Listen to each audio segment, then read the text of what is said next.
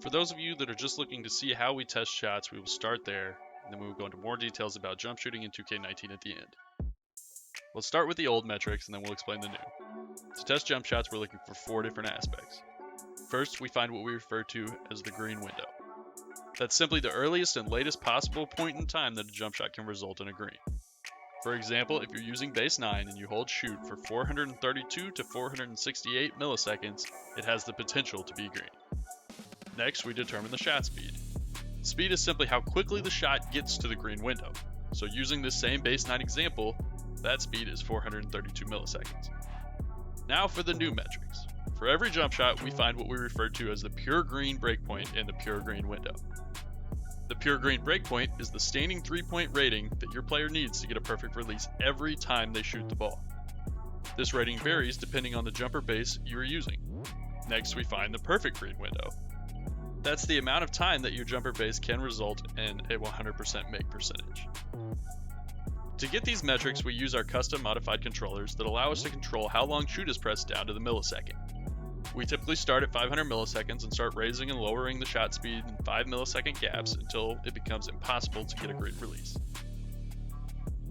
Once we have a general range, we start going in 1 millisecond increments to find the exact edge of the window.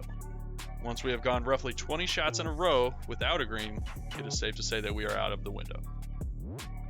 Now let's go into more detail on how we came to the conclusion about the pure green window and the pure green breakpoint.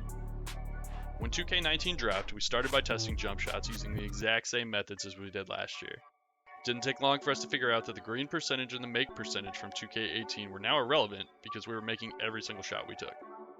As we tested further, we noticed that the green windows changed this year based on your open 3-point rating, not just your jump shot base.